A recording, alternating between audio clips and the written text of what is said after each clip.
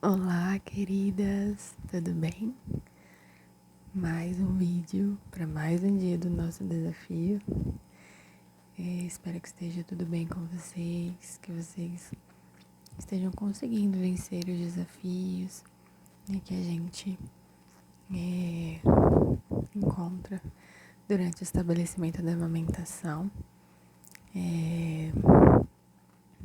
Tenho ficado muito feliz com os directs que eu tenho recebido, assim, das situações que estão se resolvendo, né? Das palavras de gratidão. Fico muito feliz mesmo que vocês estejam de alguma forma sendo ajudados, né? Vocês e seus bebês. Fico feliz de que vocês estejam recebendo assim informações muito úteis para os bebês que ainda virão, né? Então eu fico muito contente mesmo. O vídeo de hoje, né, assim, bem aí no meio do desafio, é um vídeo com dicas, né? Com dicas assim de uma amiga. Dicas para o pós-parto em relação à amamentação, né? Dicas que podem assim ser bem legais, bem úteis, que talvez vocês ainda não tenham ouvido, né? Que talvez vocês ainda não saibam dessas dicas, mas é legal, assim, é interessante a gente saber, né? Então, vamos lá.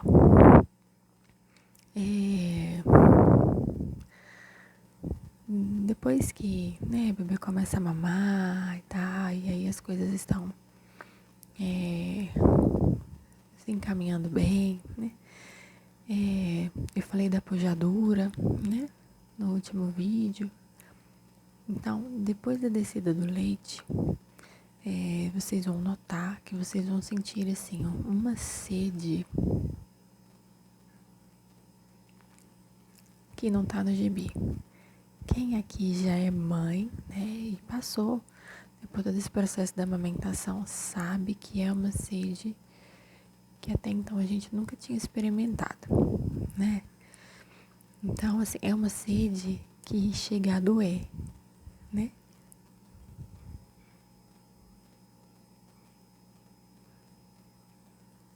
Achei que alguém tivesse acordado.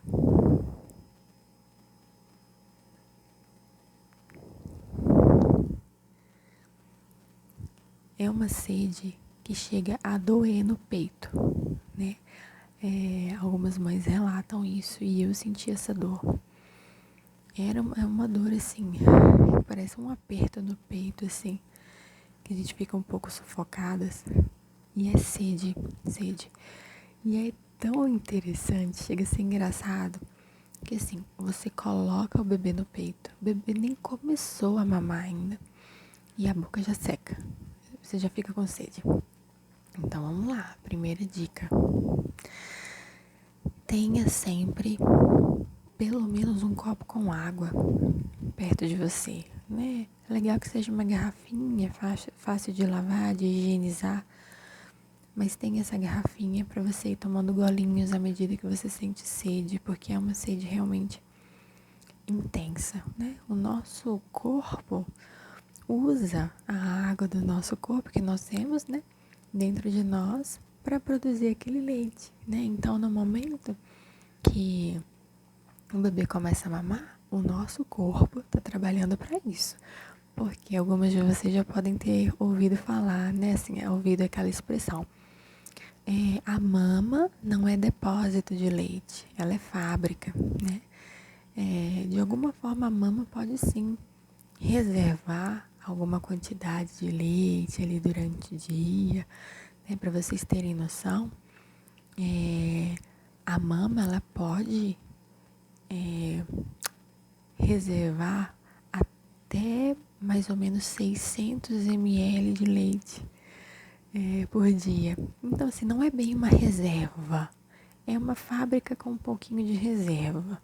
Mas essa expressão, assim, a mama não é depósito, é fábrica, ela até tá certa, sabe? Porque o leite vai sendo fabricado ali naquele momento, né? As mamas ficam bem cheias e, claro, o bebê ele não esvazia tudo, né? O bebê ele não consegue esvaziar 100% da mama. Pode ser que fique ali em torno de 40, 45% do leite produzido naquela mamada ali, ainda disponível naquela mama, que vai ser começar a drenado na próxima mamada, né? Então, no momento que o bebê começa a mamar, o corpo todo já começa esse processo, né? Tá fabricando leite. O bebê tá mamando, o corpo tá fabricando leite. Então a gente sente essa sede. E isso, né? Ter sempre uma garrafinha ali perto, gente, isso assim ajuda e evita que vocês tenham crise de tosse. Sim, crise de tosse, principalmente na madrugada. Quando eu amamento de madrugada, né? Não mais agora, né? Mas assim, principalmente no pós-parto, nos 2, 3 primeiros meses, que a amamentação da madrugada ainda é bem intensa. Se eu não tenho água para beber, eu acordo a casa inteira. A garganta fica tão seca que eu começo numa crise de tosse que fica muito difícil de passar depois. E é isso mesmo, né? Levanta a mão aí quem já passou por isso.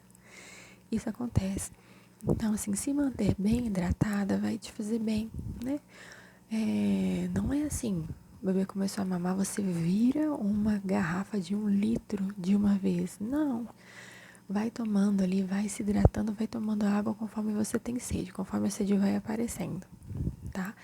Isso é muito importante. Segunda dica, vamos lá. Para quem vai amamentar uma criança somente, eu falo assim, porque tem mães que amamentam em tandem, que eu vou falar sobre isso depois em outro vídeo, né? Que amamentam 2 crianças de idades diferentes. Essa mãe, ela provavelmente não vai sentir não vai sentir o seio encher tanto, né? Porque o seio vai ser de fato bem esvaziado. Então, não vai ter aquele vaza-vaza, aquele pinga-pinga de leite, né? Mas para quem tá amamentando uma criança só, sabe como que é, que a gente fica lavada de leite, né? Enquanto o bebê tá mamando um peito, o outro tá vazando. Isso é reflexo da ocitocina, né? Aquele famoso hormônio também chamado de hormônio do amor, né? Ocitocina. Então, assim, a gente olha pro bebê, né? Assim, a gente fica ali contemplando o bebê, o peito já começa a vazar leite, né? O leite já começa a pingar, porque esse estímulo todo é a ação da ocitocina. E aí, principalmente nas madrugadas, né? Que a amamentação durante a madrugada, as mamadas da madrugada, né? Ainda não se sabe bem, assim, o porquê, mas as mamadas da madrugada são muito, muito, muito mais efetivas. Na verdade, são muito mais... isso mesmo, assim. De certa forma, os bebês conseguem mamar melhor durante a madrugada. A produção de leite é mais acentuada, né? As coisas costumam fluir melhor, por mais que estejamos cansadas. Então, a gente nota, né, que assim, a gente acorda, o lençol tá molhado de leite. Então, outra dica, é legal colocar umas 2 toalhas de banho embaixo de você, assim, na altura, né, dos seios, assim, no colchão, né, sobre onde você vai deitar, porque ajuda, né, assim, as toalhas vão ali reter um pouco do leite, e aí não molha tanto o lençol, né, não precisa trocar lençol todo dia, né? O colchão também não vai ficar encharcado. Então, essa dica das toalhas ajuda a reter um pouco do leite, né? Outra dica. Conchas de amamentação, né? O uso das conchas de amamentação não são indicados, né? Os profissionais que trabalham com amamentação, em sua maioria, não indicam o uso das conchas de amamentação. Por quê? Porque pode haver ali, né, assim, um descuido na questão da higienização E a concha, por ela ter um formato assim fechadinho, ela ainda tem uns buraquinhos ali para facilitar a ventilação, né? Entrada e saída de ar. Mas aquele formato fechadinho dela, e ainda quando tá recebendo leite quentinho, né? No peito, enquanto o bebê mama o outro peito, aquilo ali pode ser uma ótima cultura de fungos. Então os fungos ali podem se proliferar de maneira muito rápida e de repente causar uma candidíase mamária, que é algo muito incômodo. Eu não tive candidíase mamária, graças a Deus, mas muitas mães que têm assim relatam que é um incômodo assim de tirar o juízo, gente. Então assim, a recomendação: usar fraldinhas, né? De preferência fraldinhas com tecido natural, com tecido de algodão. Também não é indicado absorventes de peito, por poderem também causar candidíase mamária, né? E a composição do material dos absorventes de seio, eles podem causar irritação, né? Coceira no seio. Então, não é indicado, ok? Outra dica, né? Tem mães, né, que assim, estão grávidas, descobrem que estão grávidas, já correm atrás de comprar sutiã de amamentação, né? Então, procura de tudo quanto é jeito, de tudo quanto é tecido que tem, de tudo quanto é cor, porque muitas, assim, até pensam na questão, assim, da estética, né, do sutiã, caso alguém veja, né, o sutiã, assim, pra mostrar que o sutiã é arrumadinho e tal, porque amamentar a gente fica, assim, com o peito o tempo todo exposto, né? Eu até lembro uma vez, assim, só pra, só pra contar aqui pra vocês, né, uma vergonha que eu passei. Como eu tive fissura nos mamilos, né, assim, amamentando minha primeira filha, então eu fiquei muito tempo, assim, em casa, com os seios expostos pra arejar um pouco mais. Eu não colocava, não conseguia nem sentir a blusa encostando nos seios, que a gente sabe que dói muito, né? Eu vi uma pediatra falando que a fissura nos mamilos, a dor que a gente sente quando os mamilos estão, né, fissurados, é semelhante à dor do joelho ralado, sabe? Quando que passa um vento, assim, daquela ardida, é mais ou menos aquilo mesmo, né? E aí eu ficava com os seios muito expostos, assim, em casa, e amamentando o tempo todo, né? Então um dia meu marido chegou em casa, e aí eu procurava usar roupas, assim, que facilitassem, né? De botãozinho na frente, né? Transpassadas, assim, roupas, blusas mais soltinhas, que dava pra tirar o seio de qualquer jeito, por cima ou por baixo. E eu lembro de que eu tava com um vestidinho, assim, né? De manguinha, mas tinha uns botões no meio. Meu marido chegou e eu fui abrir o portão pra ele. Eu cheguei lá no portão, assim, eu já, nessa época eu já tava, os mamilos já não estavam mais feridos, mas a minha mãe tava o tempo todo. Quando eu cheguei no portão, o vestido todo aberto, e eu tava de sutiã, né? Na hora que eu abri o portão já dava assim, direto pra rua, né? Ele olhou pra mim assim, que isso? Amor, olha só. E eu olhei e falei, ai meu Deus, eu não percebi. Então, assim, a gente passa essas vergonhas, né? Normal. Então, a questão do sutiã de amamentação. Gente, por incrível que pareça, sutiãs de amamentação, né? O uso do sutiã de amamentação não são aconselhados, né? Não é indicado o uso de sutiã de amamentação. Por quê? Porque dependendo, né, da armação toda do sutiã, do tecido, da pressão que ele exerce, aquela forma triangular do sutiã, ela pode influenciar o engurgitamento mamário, porque aquela pressão triangular que é exercida quase que na base ali do seio, pode influenciar um aumento da produção de leite. Então, no momento que você está dormindo, o bebê está dormindo, e aquela pressão ali, né, está sendo exercida naquela área, essas glândulas mamárias podem ser estimuladas a produzir mais leite. E aí dá ruim, né? Pode dar ruim.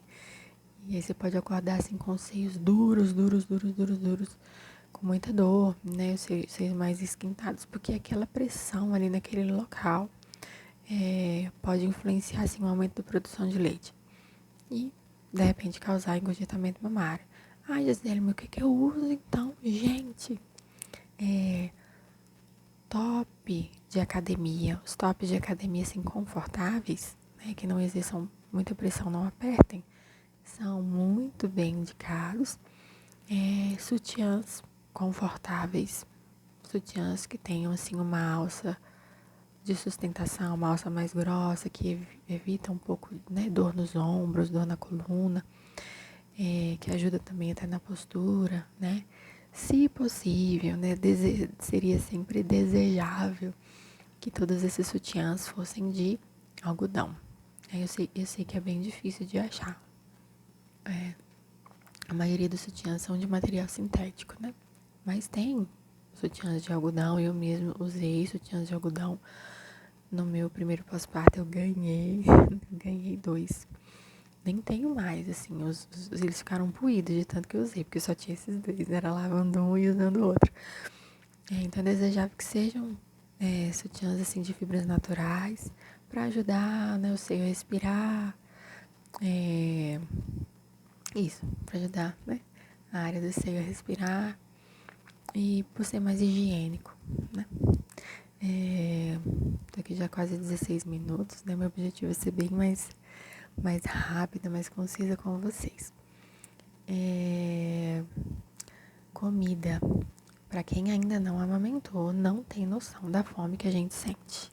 Eu falei isso até numa live que eu fiz uma vez na série sobre puerpério. E quando nós estamos amamentando, é uma fome que não dá nem pra narrar, né? E é bom, assim, porque a gente come bastante e a gente não engorda, né? A gente só emagrece. A amamentação livre demanda ela é muito benéfica por isso também, porque ela nos ajuda muito a perder peso mais rápido, a retornar mais rápido para o nosso peso de antes da gravidez. Gasta muita caloria, para vocês terem noção. Uma mamada boa, uma mamada efetiva, ela gasta em média 700 calorias, né? Você tá ali sentada, plena, amamentando, como se você estivesse fazendo um HIIT. Então, a fome também, ela assim, chega a doer o estômago. Parece que nosso estômago foi lá para as costas. Então, é muito legal, assim, planejar lanchinhos pro longo do dia, porções fáceis de você achar na geladeira. Fruta é tão bom, assim, tão prático, né? Frutas, assim, né? Lá na fruteira, pertinho na geladeira, porque ajuda, né? E frutas são mais práticas, assim, para quando vocês estiverem sozinhas, né? É mais fácil, não demanda preparo. Para as madrugadas também. Eu lembro que eu começava a amamentar, né? A Inês. E dava ali uns minutinhos que ela tava mamando. E eu lembro que eu falava, olhava pro meu marido e falava: amor, me arruma alguma coisa pra comer, que eu tô com muita fome. E eu comentei aqui, né, um vídeo que eu tenho hipoglicemia, minha glicose ela cai muito rápido. Então eu preciso sempre cuidar, assim, da alimentação, né? Preciso sempre ingerir alguma coisa pra não passar mal, porque assim, eu realmente tenho sensação de desmaio e fica muito difícil pra eu acudir uma das minhas filhas, de verdade. Então, assim, essas são as dicas mais importantes que eu tenho pra passar pra vocês, que quase ninguém fala pra gente, né? Assim, pra gente cuidar dessa parte. E cuidando desses pequenos detalhes, isso pode fazer, assim, às vezes tanta diferença, né? Coisas tão simples, mas assim, que podem, assim, dar uma agilizada ali no nosso dia a dia, nos deixar mais tranquilas, menos nervosas, né? Porque, assim, fome dá nervoso, sede, de repente a gente tá ali ainda se adaptando na amamentação, fica muito insegura de soltar o bebê para movimentar, né, para levantar, com o bebê ainda no peito e tal. E ali a água tá ali do ladinho, você toma, né, tá tranquilo. Evitar, assim, engurgitamento mamário, né, assim, é tão bom, né? Não precisar trocar lençol de cama todo dia, isso é muito bom também. Então, são dicas, assim, práticas, né, de uma mãe que é consultora em amamentação, mas é que algo que faz muito sentido pra mim também, como mãe, que amamenta, que amamentou bastante nos 2 puerpérios e que passou por tudo isso, né? Então, eu desejo muito, assim, ótimas fases para vocês, né? As fases pelas quais vocês estão passando, né? Deus abençoe muito, muito, muito, muito, muito vocês. E só mais uma coisinha. Às vezes a gente passa por esses perrengues, assim, porque a gente entra no carro com o bebê, precisa levar pra consulta, ou vai na casa de alguém, né? Eu falo bebezinho recém-nascido, né? E recém-nascido é até 28 dias, né? Mas mesmo bebês assim de 1 mês, 2 meses e tal, que mamam muito, e às vezes a gente precisa fazer um trajeto um pouquinho mais longo de carro, e aí o bebê começa a chorar demais porque tá com fome. E a gente fica naquele dilema, não sabe o que faz, né? Não sabe se fala pro marido continuar a viagem e deixar o bebê chorando até ele adormecer de novo, porque a gente não quer dar mamar ali no carro em movimento, não sabe se para, e aí não, né, a gente pensa, não vou tirar o bebê da cadeirinha, né? Olha o perigo e tal. Então, assim, meu conselho, minha dica, né, como consultora em amamentação, é possível parar o carro, interromper a viagem, né, um pouquinho? Para o carro, dá mamar pro bebê. Nesse caso, não vai precisar deixar o bebê fazer aquela sucção nutritiva interminável. Deixa o bebê fazer uma mamada boa, deixa o bebê se saciar. Porque se ele tiver com uma pega boa, ele vai mamar em 5, 10 minutos, talvez. Mas deixa o bebê ficar relaxado. Isso evita, né, menos agitação para o bebê, menos estresse para a mãe. Porque o choro do bebê para uma mãe a angustia demais, na verdade. Nós ficamos muito angustiadas quando nós vemos os nossos filhos chorando por uma necessidade vital. Então o bebê está chorando com fome e a gente, por algum motivo, não acha que não consegue amamentar, não dá para amamentar naquele momento e corta o nosso coração. E o bebê também nesse estado de estresse, né? O bebê pode passar assim agitadinho o resto do dia, né? Por conta daquele momento, né? De muita agitação, né? De produção de cortisol no organismo do bebê, assim, que o deixa muito agitado, muito estressado também. Então vale a pena parar o carro, dar mamar pro bebê e seguimos viagem tranquilas. Deus abençoe. Um beijo no coração.